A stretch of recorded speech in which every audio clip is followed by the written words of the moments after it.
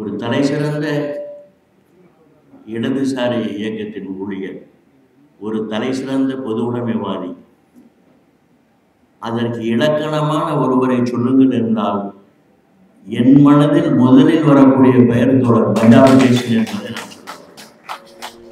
தொழிற்சங்கவாதி, பத்திரிகையாளர், மார்க்சியவாதி என தனக்கு கிடைத்த அத்தனை பொறுப்புகளையும் உழைக்கும் மக்களின் விடுதலைக்காக பயன்படுத்தியவர்தான் சிஎஸ்பி என அழைக்கப்படும் தோழர் CS பஞ்சாபகேசன்.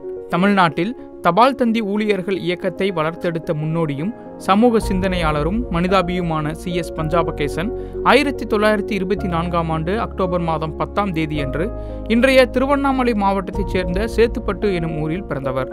சந்தான கோபாலன் மங்களம் தம்பதியின் இரண்டாவது புதல்வரான பஞ்சாபகேசன் இளம் வயதிலிருந்தே படிப்பில் சிறந்து விளங்கி முதல் தர மாணவனாக இருந்தார். 1945இல் பஞ்சாபகேசனுக்கு தபால் தந்தி இலாகாவில் வேலை கிடைத்த நிலையில் ஆரணி தபால் தந்தி அலுவலகத்தில் தனது பணியை துவங்கினார். 1946ஆம் ஆண்டு ஜூலை 1ஆம் தேதியன்று பஞ்சாபகேசனுக்கும் திரிபுர சுந்தரிக்கும் சென்னையில் திருமணம் நடைபெற்றது. அவர்களுக்கு 5 புதல்வர்கள், 2 புதல்விகள். அவர்கள் இல்லற வாழ்வானது மனமொத்ததாக ஒருவரையொருவர் மதித்த நல்வாழ்வாக அமைந்தது. வீட்டுக்குள்ளே பார்த்தீங்கன்னு சொன்னால் அது குடும்ப ஜனநாயகம் என்பது ஒரு உயர்ந்த பட்சத்தில் இருந்தது. அப்போ அந்த குடும்பத்தில் ஒட்டுமொத்தமாக எல்லாரும் வெளிப்படைத்தன்மையோடு இருக்கும்பொழுது அந்த குடும்பத்தில் எல்லாமே ஒரு பரஸ்பர ஒற்றுமையும் அன்பும் பாசமும் ஒருத்தருக்கு ஒருத்தர் மீது இருக்கக்கூடிய அக்கறையும் இருக்குது. இன்னி வரையில் அது தொடருது. நாள்தோறும் பத்திரிகைகளில் வரும் செய்திகளை தவறாமல் படித்து வந்த பஞ்சாபகேசன் இந்த காலகட்டத்தில் தேசிய இயக்கத்தால் பெரிதும் ஈர்க்கப்பட்டார். தொடர்ந்து படிப்படியாக காங்கிரஸ் கட்சியில் ஈடுபாடு கொண்டார்.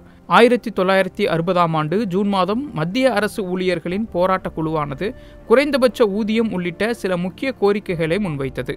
அதில் தேசிய தபால் தந்தி ஊழியர் சம்மேளனமும் பங்கேற்றது. ஆனால் பிரதமர் நேரு தலைமையிலான அரசு அவற்றை ஏற்க மறுத்ததை தொடர்ந்து ஜூலை 11 முதல் நாடு முழுவதும் வேலைநிறுத்தம் செய்வதென இந்த அமைப்பு முடிவு செய்தது. வேலூரில் போராட்டம் துவங்கியதும் காவல்துறையினர் பஞ்சாபகேசனை கைது செய்வதற்காக தீவிரமாக தேட ஆரம்பித்தனர். எனவே அவர் இயக்கத்தை நடத்தும் பொருட்டு தலைமறைவானார். வேலூரில் பலர் கைது செய்யப்பட்டனர். மாவட்டம் முழுவதிலும் வேலைநிறுத்தக்காரர்கள் கைதாகினர். பஞ்சாபகேசன் ஜூலை 15ஆம் தேதியன்று கைது செய்யப்பட்டு வேலூர் மத்திய சிறையில் அடைக்கப்பட்டார். அவருடன் சேர்ந்து தபால் தந்தி ஊழியர்கள் 30 பேர் வேலூர் சிறையில் இருந்தனர். வேலை நிறுத்தம் முடிவுற்றதும் கம்யூனிஸ்ட் தலைவர் KR சுந்தரத்தின் முயற்சியில் வேலூர் பீடி தொழிலாளர்கள் உதவியுடன் அனைவரும் ஜாமீனில் வெளிவந்தனர். இந்த போராட்டத்தால் பஞ்சாபகேசன் பணியிலிருந்து டிஸ்மிஸ் செய்யப்பட்டார். அவர் குடியிருந்த அரசு வீட்டையும் உடனடியாக காலி செய்ய வேண்டுமென தபால் துறை உத்தரவிட்டது. இதனால் குடும்பம் பெரிய வறுமையை எதிர்நோக்கியது. 1940ஆம் ஆண்டுகளின் பிற்பகுதியிலிருந்தே காங்கிரஸ் ஆதரவாளராக இருந்த பஞ்சாபகேசனின் வாழ்வில் 1957ஆம் ஆண்டில் அவர் வேலூருக்கு வந்த பின் மாற்றம் ஏற்பட தொடங்கியது. தீவிர தொழிற்சங்க ஊழியராக இருந்த அவர் நேருவின் தலைமையிலான மத்திய அரசாங்கம் தபால் தந்தி ஊழியர்களின் கோரிக்கைகளை தட்டி கழிப்பதையும் அவர்கள் பிரச்சினைக்கு முறையான தீர்வு காணாமல் மிரட்டல் நடவடிக்கைகளில் ஈடுபட்டதையும் கண்டு அவருக்கு காங்கிரஸ் மீது இருந்த நம்பிக்கை அகல ஆரம்பித்தது. அதே சமயத்தில் வேலூர் கம்யூனிஸ்ட் தலைவரும் சுதந்திர போராட்ட வீரருமான KR சுந்தரத்துடன் ஏற்பட்ட தொடர்பு, கம்யூனிஸ்ட் கட்சியின் ஏடான ஜனசக்தியை தொடர்ந்து படித்து வந்தது, தபால் ஊழியர்கள் தவிர இதர மத்திய அரசு ஊழியர்கள் தங்கள் கோரிக்கைகளுக்காக போராடி வந்தது என அனைத்தும் சேர்ந்து அவரை கம்யூனிஸ்ட் கட்சியின் மீது ஆர்வம் கொள்ள செய்தது. 1960இல் அவரும் இதர தோழர்களும் சிறையில் இருந்த பொழுது கம்யூனிஸ்ட் கட்சி செய்த உதவி அவரை கட்சியோடு மேலும் நெருக்கமாக்கியது. இதனால் பஞ்சாபகேசனின் உள்ளத்தில் தன்னை கம்யூனிஸ்ட் கட்சியில் இணைத்துக் கொள்ள வேண்டும் என்ற எண்ணம் ஏற்பட்டது. CSP வேலூரில் தொழிற்சங்க இயக்கத்தை முனைப்பாக கட்டி வளர்த்தார். மத்திய மாநில பொதுத்துறை ஊழியர்கள் அமைப்பை உருவாக்குவதில் அவர் முக்கிய பங்கு வகித்தார். அதன் மூலம் எந்த பகுதி ஊழியர்கள் பாதிக்கப்பட்டாலும் மற்ற பகுதி ஊழியர்கள் அவர்களுக்கு உறுதுணையாக இயக்கம் நடத்தினர். அதேபோல் நகர தொழிற்சங்கங்களை கட்டி அமைப்பதிலும் அவருக்கு முக்கிய பங்குண்டு. 1978இல் ஜலந்தரில் நடைபெற்ற மார்க்சிஸ்ட் கம்யூனிஸ்ட் கட்சியின் அகில இந்திய மாநாட்டிற்கு பார்வையாளராகவும் 1992இல் சென்னையில் நடைபெற்ற அகில இந்திய மாநாட்டிற்கு பிரதிநிதியாகவும் சென்றார். CSP அரசியல் மற்றும் தொழிற்சங்க வகுப்புகள் நடத்துவதில் மிகவும் திறமை வாய்ந்தவர். கடினமான விஷயங்களை கூட கேட்போர் மனதில் பதியத்தக்க விதத்தில் அவருடைய வகுப்புகள் அமைந்திருக்கும். புள்ளி விவரங்களுக்கு பஞ்சமில்லாத அவரது வகுப்பு தமிழ்நாடு முழுவதும் நடத்தப்பட்டுள்ளது. வீட்டில் ஒரு கபிலர் நூலகம்னு இருக்குது. அந்த கபிலர் நூலகத்தில் ஏறக்குறைய ஒரு 2000 புக்ஸ் இருக்குது. எல்லா புக்லேயுமே நீங்கள் பார்த்தீங்கன்னா அவர் படிச்சிருப்பார். படித்ததுக்கான குறிப்புகள் எழுதியிருப்பார். எப்போ ஆரம்பித்தேன், எப்போ முடித்தேன். முன் பக்கத்தில் ஒரு கையெழுத்து போட்டு டேட் போட்டிருப்பார். கடைசி பக்கத்தில் ஒரு கையெழுத்து போட்டு ஒரு டேட் போட்டிருப்பார். சிறந்த தத்துவ ஆசிரியரான அவரது உரையில் உதாரணங்கள் ஏராளமாக இருக்கும். சுதந்திர போராட்ட வரலாறு தொடங்கி மார்க்சிய பொருளாதாரம் வரை ஏராளமான வகுப்புகளை அவர் நடத்தியுள்ளார். ஒரு ரெவல்யூஷன் அப்படின்னு சொல்லுவோம், அல்ல எவல்யூஷன் ரெவல்யூஷன், அதாவது பரிணாம வளர்ச்சி புரட்சி, இது எப்படி வரும் அப்படின்னு வரும்போது அது ரொம்ப எளிமையாக அவர் எக்ஸ்பிளைன் பண்ணுவார். ஒரு சப்ஜெக்டிவ் கண்டிஷனும் ஆப்ஜெக்டிவ் கண்டிஷனும், அதாவது அக சூழ்நிலையும் புற சூழ்நிலையும் ரெண்டும் ஒன்றாக இணையும் போது தான் ஒரு புரட்சி வரும் அப்படிங்கிறதுக்கு. ஒரு கோழி முட்டையை உதாரணமாக சொல்லுவார். ஒரு நாட்டில் இனி இந்த ஆட்சி அதிகாரத்தை பொறுப்பதில்லை, இது ரொம்ப அராஜகமான ஆட்சியாக இருக்குது அப்படின்ற மக்கள் பெரும்பாலான மக்கள் ஒரு மனநிலைக்கு வரும்போது, அதே போல் ஆட்சியாளர்கள் இனி இவங்களை இப்படியே ஆட்சி செய்ய முடியாது, இன்னும் தீவிரமாக அவர்களை அடக்க வேண்டும் என்ற ஒரு சூழ்நிலைக்கு போகும்போது அப்போ தான் புரட்சி வெடிக்குது, சமுதாய மாற்றம் வருது அப்படின்னு சொல்லுவார். இந்த அரசு உயர் சங்கத்தில் நம்ம தோழர் கங்காதரன் அவர்கள், ஜோதி அவர்கள், அது மாதிரி பெரிய ஆர்எம்எஸ் அவர்கள் எல்லாருமே பார்த்திங்கன்னா சொல்லுவார், உங்களுடைய அப்பா தான் எங்களுக்கெல்லாம் ஆசான் அப்படின்னு. சுந்தரேசன் தோழர்கள் எல்லாருமே சொல்லுவாங்க. அந்த மாதிரியான அப்பாவுடைய வகுப்புகளை எல்லாம் கேட்டுட்டு வந்தவங்க வளர்ந்தவங்க தான் நாங்கள்லாம் அப்படின்னு சொல்லிட்டு பல தோழர்கள் சொல்லுவாங்க. ஒரு செல் அமீபாவிலிருந்து மனித குரங்கு வரை ஏற்பட்ட பரிணாம வளர்ச்சியை சுவையாக விளக்கிக் கொண்டே, குரங்குகளில் இந்து, முஸ்லீம், கிறிஸ்தவர் என்ற வேறுபாடு கிடையாது, ஜாதி வேறுபாடுகளும் கிடையாது. ஆனால் மனிதனான பின்னர் இந்த மத பிரிவினை, ஜாதி பிரிவினை எவ்வாறு தோன்றியது என்ற கேள்வியை சிஎஸ்பி கேட்பார். எப்பொழுதுமே எங்கள் வீடு தான் சங்க கூட்டம் நடக்கும். எங்கள் கூடம் தான் கூட்டம் நடக்கக்கூடிய இடம். அப்போல்லாம் தனியாக ஒரு இடம்லாம் கிடையாது, யாருக்கும் அந்த வசதிகளும் கிடையாது. எல்லா விஷயங்களும் கூட்டத்தில் சங்கத்தில் நடக்கக்கூடிய போராட்டங்கள் அது எப்படி பேச்சுவார்த்தை நடத்தணும், எப்படி ஊழியர்கள் எல்லாம் ஒன்று திரட்டணும், அவங்களை எப்படி தயார்படுத்தணும் அப்படின்றது. திடீர்னு ஒரு பிரச்சனை வரும், ஒரு காலேஜில் ஒரு பிரச்சனை வரும், இந்த மாதிரி ஃபோன்லாம் கிடையாது, ஒரு சைக்கிள் மூலமாகவே கிடுகிடுன்னு சொல்லுவாங்க, எல்லோரும் அசம்பிள் ஆகிடுவாங்க அந்த இடத்துல. அங்கே ஒரு போராட்டம் நடக்கும். நாங்கள் வெள்ளூரில் இருந்தோம், அது ஒரு சின்ன நகரம் தான். அங்கே சங்கத்தில்னா எப்படி குடும்பத்தோடு எப்படி நாங்கள் இணைஞ்சு இருந்தோன்றது ரொம்ப அருமையான ஒரு விஷயம். நமக்கு ஒரு பாதுகாப்பு உணர்வு கொடுத்துட்டே இருக்கும் அந்த சங்கத்தில் இருக்கக்கூடிய நம்ம தோழர்கள் எல்லாம் சுற்றி இருக்கும்பொழுது. விமர்சனம் என்பது பூனை தன் குட்டியை கவ்வுவது போல இருக்க வேண்டும், எலியை கடிப்பது போல் இருக்கக்கூடாது. ஒருவர் தன் தவறை உணர வைப்பதாக இருக்க வேண்டுமே தவிர அவரை ஒரே அடியில் விரட்டுவது போல் இருக்கக்கூடாது என கூறுவார் சிஎஸ்பி. அந்த காலத்தில் உழைக்கும் வர்க்கம் பத்திரிகைக்கு பணம் கொடுக்க வேண்டும், சந்தா கட்ட வேண்டும், அப்பொழுது பத்திரிகை வரும். எனக்கு ஒரு நாள் அலுவலகத்திற்கு ஒரு போஸ்ட் கார்டு வந்தது. போஸ்ட் கார்டில், தோழர் செல்லப்பா, உழைக்கும் வர்க்கத்திற்காக நீங்கள் 50 காசுகள் பாக்கி வைத்திருக்கிறீர்கள், உடனடியாக கட்டவும் என்று தகவல் வந்தது. நான் அவரை நேரில் சந்தித்து பணத்தையெல்லாம் கொடுத்த பிறகு கேட்டேன், எதற்கு தோழர் நான் கட்டியிருக்க மாட்டேனா என்று சொன்னேன். இல்லை, பாக்கி வைக்கக்கூடாது, ஒரு கம்யூனிஸ்ட் என்பவர் பாக்கி வைக்கக்கூடாது, கணக்கு வழக்குகளில் கராராக இருக்க வேண்டும்.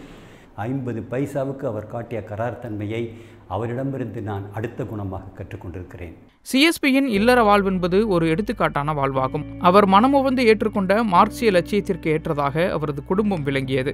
அவரது இல்லமானது ஜாதி மத வித்தியாசமின்றி அனைத்து தோழர்களும் நண்பர்களும் வந்து செல்லும் சுதந்திரமான இடமாக இருந்தது. அவரது லட்சிய பணிகளில் அவருக்கு மிகவும் உறுதுணையாக இருந்து வறுமையிலும் செம்மையாக குடும்ப பொறுப்பை ஏற்று நடத்திய பெருமை அவரது துணைவியார் திரிபுர சுந்தரியையே சாரும். குடும்பத்தை கவனித்துக் கொள்வதிலும் அவர்தன் இயக்கப்பணியை தொய்வின்றி செய்வதிலும் தோழர் சிஎஸ்பி அவர்களுக்கு அரும்பெரும் துணையாக நின்றவர் அவரது துணைவியார் திரிபுர சுந்தரி. சிஎஸ்பியை திருமணம் முடித்த பின் அவருக்கு ஏராளமான புத்தகங்களையும் பத்திரிகைகளையும் படிக்கும் வாய்ப்பு கிடைத்தது. மார்க்சிய கல்வின்னு வரும்போது அப்பா நிறைய விஷயம் சொல்லுவார். சொல்லும்போது அம்மா அப்படியெல்லாம் அதை ஜஸ்ட் லைக் தட் எடுத்துக்க மாட்டாங்க. அம்மா கேட்பாங்க, இது எப்படி அது எப்படி, நிறைய விஷயங்கள் கேட்டு விளக்கம் பெறுவாங்க. அப்படி விளக்கம் கிடைச்சதுக்கப்புறம் அவங்க அதில் ரொம்ப உறுதியாக இருந்தாங்க. அவங்களுக்கு நல்ல விஷயம் புரிஞ்சுது. இன்றைக்கி கம்யூனிஸ்ட் கட்சி ஒன்று தான் மக்களுக்கு ஏதாவது நன்மை செய்யும் அப்படிங்கிற விஷயத்த அம்மா ரொம்ப சுலபமாக புரிஞ்சுக்க முடிஞ்சது. சிஎஸ்பி அவ்வப்போது குடும்ப உறுப்பினர்கள் அனைவரையும் கொண்ட கூட்டம் கூட்டி குடும்பத்தின் முன்னுள்ள அனைத்து பிரச்சனைகளையும் விவாதிப்பார். ஒரு பொது கருத்து உருவாக்கப்பட்டு கூட்டு முடிவு எடுக்கப்பட்டு அது அமலாக்கப்படும். தன் வாழ்வின் இறுதி நாள் வரை சிஎஸ்பி இந்த முறையை பின்பற்றினார். அவருடைய ஆளுமை எந்த அளவுக்கு இருந்ததுன்னு சொன்னால், எந்த ஒரு பிரச்சனையாக இருந்தாலும், அது கலை, இலக்கியம், இல்லை அரசியல், எந்த ஒரு விஷயமாக இருந்தாலும் அதை அவங்க திறந்த மனதோடு எல்லாருடையும் அபிப்பிராயம் கேட்பார். அதை வந்து நெறிப்படுத்துகிற வேலையும் அவர் பண்ணுவார். அப்போ அதன் மூலமாக என்ன ஆகிடுதுன்னா, அன்றாட வாழ்க்கையிலும் எங்களுக்கு வந்து சில படிப்பினைகளும் அதை எப்படி கடைபிடிக்கணுன்றதும். சிஎஸ்பிக்கு கர்நாடக சங்கீதத்தில் ஈடுபாடு அதிகம். பல ராகங்கள் அவருக்கு தெரியும். அந்த ராகத்தில் வெவ்வேறு பாடகர்கள் பாடிய கீர்த்தனைகளை ஒளிநாடாவில் பதிவு செய்து திரும்ப திரும்ப கேட்பார். கர்நாடக சங்கீத பாடல்களை இரவில் வெகுநேரம் கேட்டுக்கொண்டிருப்பார். அவருக்கு திரைப்படங்களில் விருப்பம் உண்டு. பத்திரிகை இல்லாமல் தங்களது கருத்தை சங்க அணிகளிடம் கொண்டு செல்ல இயலாது என்பதை கண்ட சிஎஸ்பி ஒரு பத்திரிகையை துவக்க வேண்டும் என்ற முடிவிற்கு வந்தார்.